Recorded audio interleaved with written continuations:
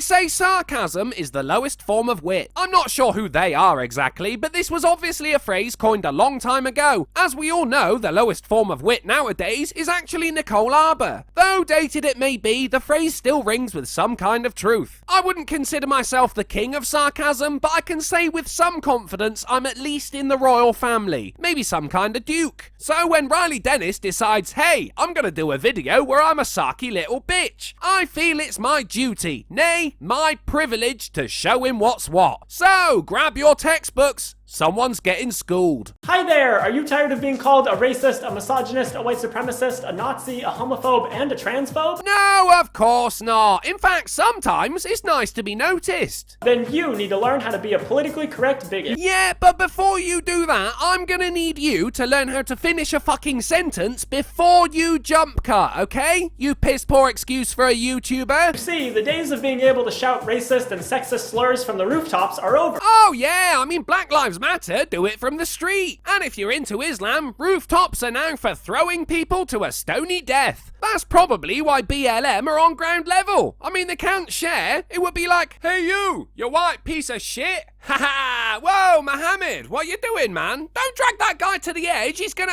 okay, never mind. People are too politically correct now. It's like for some reason people don't like blatant hatred being spewed everywhere. Unless, obviously, it's against white men. I don't get it. But anyway, because of this new climate of tolerance and acceptance, you have to be more careful with your words if you happen to be a skeptical, rational, free-thinking, patriotic American like me. Those arms look like knots tied in string. How much do you think he starved himself to get that look? Well, that flag's ruined then, but he is right. You do have to be careful with your words if you don't want to incur the wrath of all those tolerant and accepting people. Don't worry though, I've got your back. Here's how you can learn to be a politically correct bigot. Number 1, don't call black people the N-word, just call them thugs. Oh yeah, don't say nigger. Say it nigger is how a nigger get killed by another nigger. It's like when I found my mate Jamal stood over the body of my man Shaquille. I was like, shit. My nigger shot my nigger. We all know that white people should be allowed to say the N-word, but in today's political climate, you just can't. I just said it like 6 times, mate. Too many triggered snowflakes out there. So instead, just call them thugs. It's just as racist on the inside, but sounds less racist on the outside. Don't say that, or you're gonna get people going, that's our word, which will get about as much traction as the guy who said it's pronounced jiff, not give. Shut up. Number 2, instead of saying that you hate people of color, just say that you support national security. Anyone who does hate people of colour doesn't say, I hate people of colour. They say, I hate niggers. Oh, by the way, that's 7 times now. And you say people of colour, meaning anyone who isn't Caucasian. But you know, whiteys can be subjected to it too. The trick here is that nobody can disagree with wanting national security. So anyone who criticizes you will look like an asshole. And you work so hard on being an asshole, I'm not surprised you want the monopoly on it. Then you can build a huge wall on the southern border and ban people from the Middle East and say it's for national security, even though those things won't actually make us any safer. As opposed to your bending over for Islamic doctrine to ride you like a pretty little show horse. Yeah, that's really working. The important part is they look like they'll make us safer, and they'll keep people of color out. It's a win-win. Well, fuck off to Saudi Arabia then. That would be a win-win-win. Number 3, if you want to lead a harassment campaign against someone, make sure that you display a disclaimer saying that you don't condone harassment. Oh shit, is he talking about me? You see, an old-fashioned harassment campaign is seen as offensive nowadays. Something about bullying marginalized people or some shit like that. Oh, so if they're not marginalized, it's not harassment. Okay, good to know. So instead of telling people what you're doing, just do all of the same things, but don't say that you're doing it. Essentially, you want to make it easy for your hundreds of thousands of followers to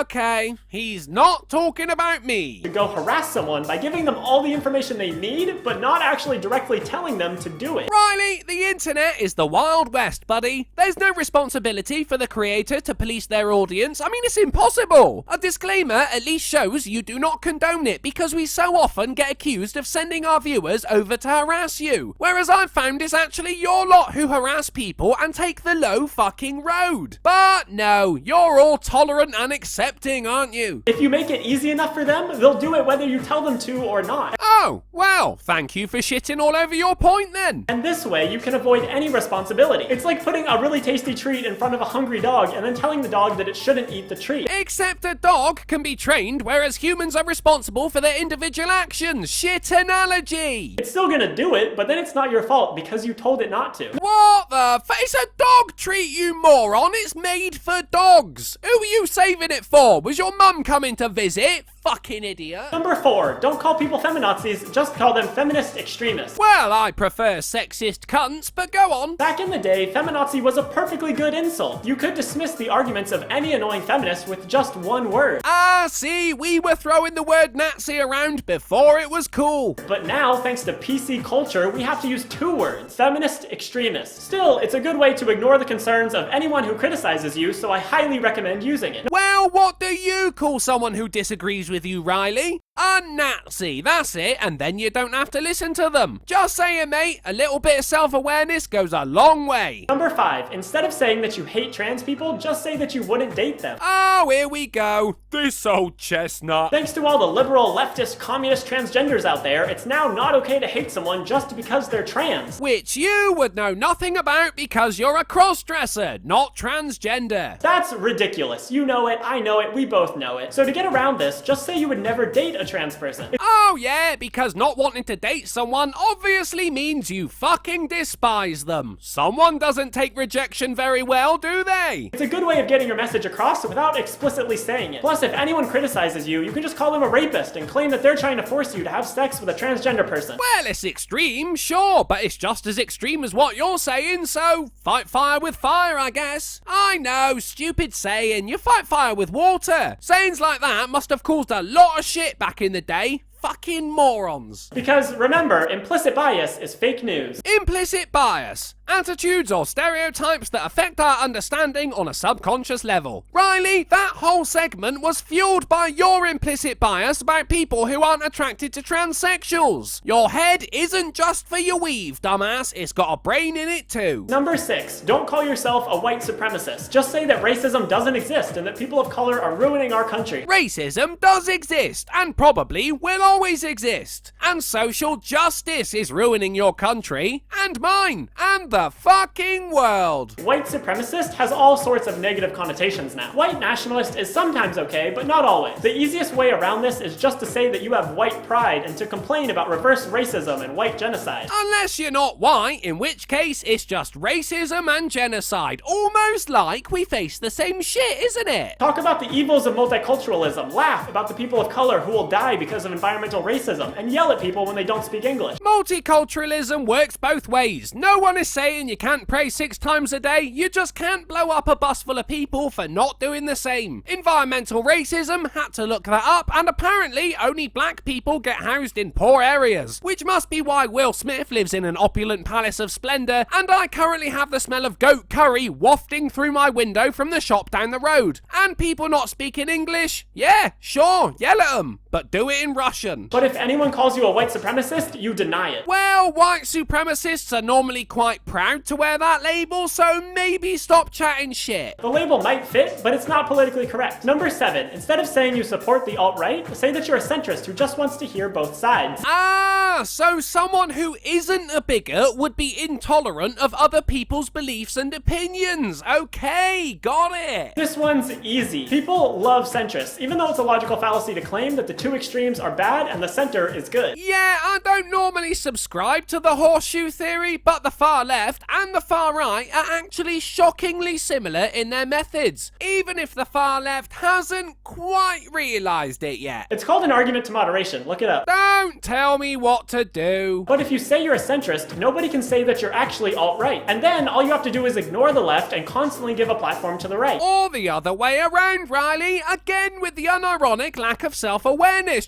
I'm kinda jealous. Make sure you challenge the left on all their ideas, but allow the alt-right to speak freely. If you are referring to YouTube, there are many channels who tackle both sides of the argument, and you have to stop calling anyone who disagrees with you alt-right. I'm really quite liberal in most of my views, but because I dare suggest you look like someone built a human around a neck, that's the label I get. It's genius, really. Say that you support free speech and hearing out both sides. People love that shit, and they won't even see how it works to empower the alt-right. And the far left, dickhead, for fuck's sake, that's an open forum. Try making a robust feminist argument instead of calling them a Nazi, and you might actually get somewhere. And that, my friends, is how you can be a politically correct bigot. I hope this advice was helpful for you, and if you appreciate it, then please press that thumbs down button. He said button then, but Riley isn't in the habit of finishing his sentences or trains of thought. He's the internet equivalent of a goldfish, always shifting attention and swimming in circles to follow his argument, ultimately going nowhere but having the illusion of travelling miles. Though facially, looks more like a turtle. Look at that face. Don't tell me you don't want to feed that some lettuce. Well, you can't have it, Riley. You might put weight on and your Adam's apple won't look like a cobra anymore. Seriously, look at it.